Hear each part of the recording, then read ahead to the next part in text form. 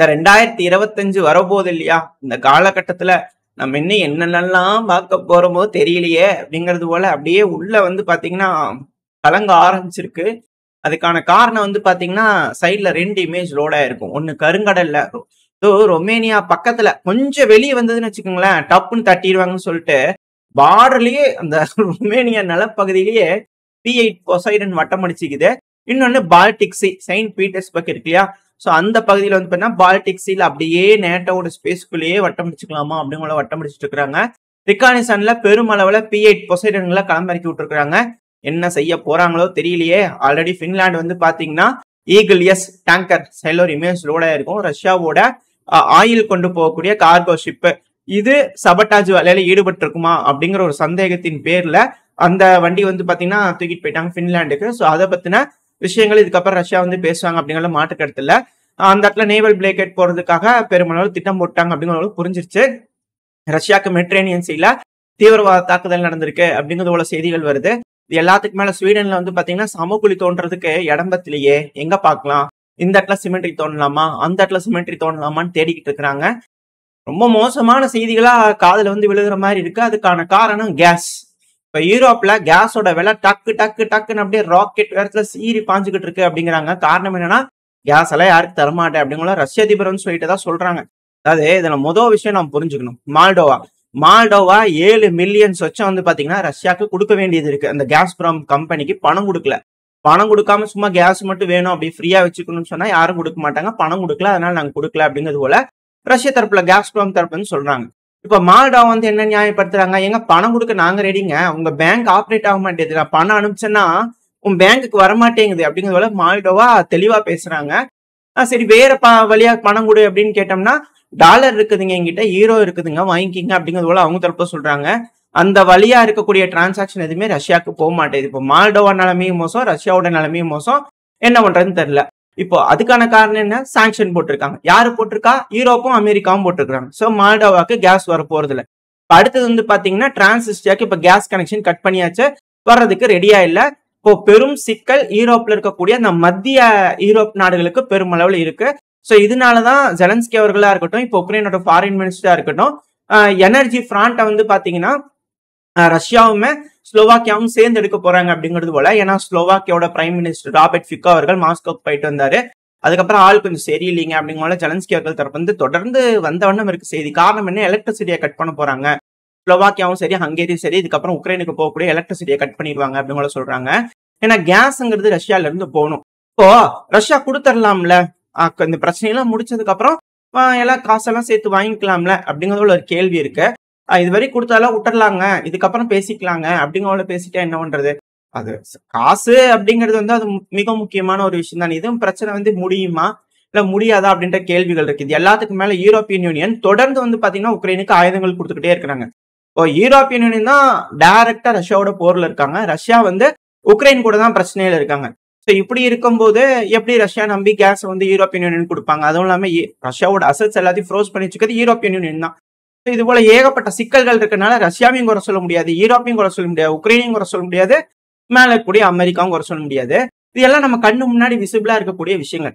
சரி பாப்போ உக்ரைனுக்கு தானே கேஸ் வராது, ரஷ்யா கிட்ட இருந்து வாங்கலைன்னா சிக்கல் தானே அப்படின்னா இங்கதான் ஜெலன்ஸ்கி அவர்கள் பயங்கரமான ஒரு கேம்பிளிங் விளையாடிட்டு இருக்காரு.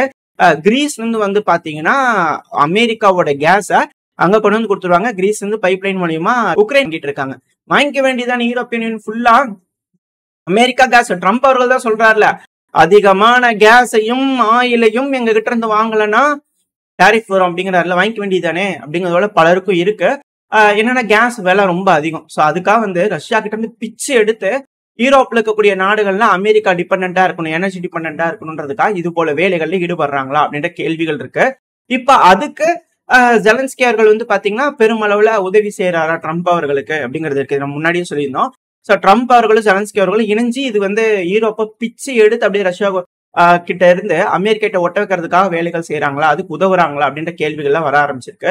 இப்ப இது எல்லாத்துக்கும் மேல இப்ப ரஷ்யா கிட்ட வந்து பாத்தீங்கன்னா 2 பம்பிங் ஸ்டேஷன் இருக்கு. ஆல்ரெடி இருக்கக்கூடிய ஒரு பம்பிங் ஸ்டேஷன்ல நாங்க கேஸ் வாங்க மாட்டோம் அப்படிங்கிறது போல உக்ரைன் தரப்புன்னு சொல்லிட்டாங்க. சோ அது வேலைக்காகாது. ஏன்னா இந்த டொனஸ்க் ஒப்லாஸ்ட் ரஷ்யா ஒப்லாஸ்ட் இருக்குல்ல, அந்த பகுதியில் அது முழுவதும் இப்ப ரஷ்யாவோட கட்டுப்பாட்டுல வந்துருச்சு. இப்போ சுதால பம்பிங் ஸ்டேஷன் இருக்கு. இந்த பம்பிங் ஸ்டேஷனை பத்தி நம்ம ஆல்ரெடி இந்த கர்ஸ்க்குள்ள வரும்போது சொல்லியிருந்தோம். ரஷ்யா வந்து கேஸ் அனுப்பிடுவாங்க. அந்த பம்ப்ல தான் வந்து பாத்தீங்கன்னா ரீடிங் எடுப்பாங்க. இப்போ 1 மில்லியன் கியூபிக் மீட்டர் வந்து போகுதுன்னு வச்சுக்கோங்களேன். அத ரஷ்யா அங்க ரீடிங் எடுத்து நாங்க 1 மில்லியன் அனுப்பிட்டோம் அப்படிங்கறது வந்து யூரோப்பியன் யூனியனுக்கு சொல்லுவாங்க. இப்ப யூரோப்பியன் யூனியன் நாடுகள் ரிசீவ் பண்ணுவாங்கல்ல, அந்த எண்ட்ல எங்களுக்கு 1 மில்லியன் வந்துருச்சுங்க அப்படின்னு அவங்க ரீடிங் எடுக்கிறதுக்கு அங்க ஒரு பம்பிங் ஸ்டேஷன் வச்சிருப்பாங்க. சோ இதுதான் வந்து பாத்தீங்கன்னா இவங்க 2 பேத்துக்குள்ள கம்யூனிகேஷனா இருந்துட்டு இருக்கு.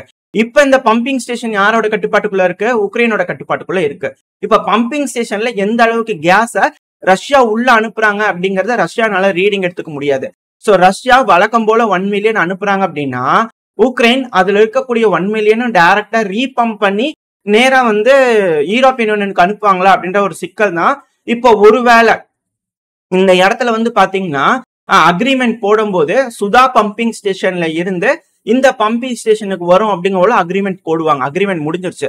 இப்ப அக்ரிமெண்ட் போடும்போது உக்ரைன் கட்டுப்பாட்டுக்குள்ள இருக்கக்கூடிய சுதா பம்பிங் ஸ்டேஷன்ல யாரு ரீடிங் பார்ப்பாங்க அப்படின்னா அப்படிங்கிறது போலதானே அந்த டேர்ம்ஸ் உள்ள வரும். ஏன்னா உக்ரைன் ஒத்துக்கிட்டாதான் வரும்.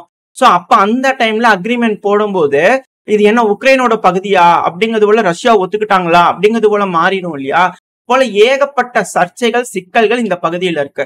சோ இப்ப ரஷ்யா வந்து என்னதான் பம்ப் பண்ணாலுமே அந்த கேஸ் எல்லாத்தையும் உக்ரைன் திருடிக்கலாம்.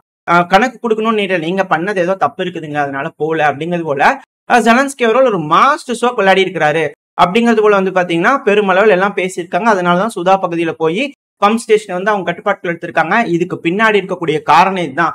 கர்ஸ்க பத்தி என்னென்னமோ சொன்னீங்களே பாரு, இந்த அளவு எப்படி மாஸ்டர் பிளான் பண்ணி பிடிச்சி வச்சுக்கிறாருன்னு சொல்லிட்டு. இப்போ யூரோப்பியன் யூனியன்ல இருக்கக்கூடிய மக்களுக்கு எல்லாம் கேஸ் விலை ஏறுது, மிக பெரும் சர்ச்சைக்குள்ளாகுது. மக்கள்லாம் கடும் கோபத்துல இருப்பாங்க. கேஸ் வரல அப்படின்னா வின்டர் வேற, அதுவும் பீக்ல வரப்போகுது, ரொம்ப சிக்கலா இருக்க போது, இக்கட்டான காலகட்டத்துல இருக்க போது. ரஷ்யா பாருங்க கொடுமை பண்ணிடுச்சு அப்படி பண்ணிச்சுன்னு சொல்லிட்டு ரஷ்யா மேல அக்ரஷன் காட்டுறதுக்கு இதுவே வந்து ஒரு காரணமா சொல்லி நியாயப்படுத்துதலின் அடிப்படையில செஞ்சிருவாங்களா அப்படின்ற ஒரு கேள்விகள்லாம் இருக்கு. ஆக்சுவலா இதுக்கு ரஷ்யாவுக்கு சம்மந்தமே இல்லை. ஆனா ரஷ்யா வந்து பிளேம் பண்ணி ரஷ்யா தான் பண்ணது தப்பு அப்படிங்கிற ஒரு பிம்பத்தை உருவாக்கிடுவாங்களா அப்படின்ற கேள்விகள்லாம் இருக்கு. ஏன்னா சாங்ஷன் போடுறது இவங்க, பணம் கொடுக்காதது இவங்க, எல்லாத்தையும் இவங்க செஞ்சுட்டு ரஷ்யா மேல குறை சொல்றாங்க அப்படிங்கும்போது அது எப்படி அப்படின்ற கேள்விகள் இருக்கு. சோ பொறுத்து வந்து பார்ப்போம் இது எப்படி ஹேண்டில் பண்ண போறாங்கன்னு சொல்லிட்டு ரஷ்யா. ஆனா ஒரு விஷயத்த உக்ரைன் மறந்துட்டாங்க. இத ப்ளூம்பர்க் நிறுவனம் வந்து பாத்தீங்கன்னா கிளியரா ஹைலைட் பண்ணி காமிச்சிருக்காங்க. என்ன அப்படின்னா இப்போ உக்ரைனுக்குள்ள இருக்கக்கூடிய கேஸ் ஃபெசிலிட்டிஸ் எல்லாம் இருக்கும் இல்லையா, இப்ப அதுக்கெல்லாம் சேஃப்டி.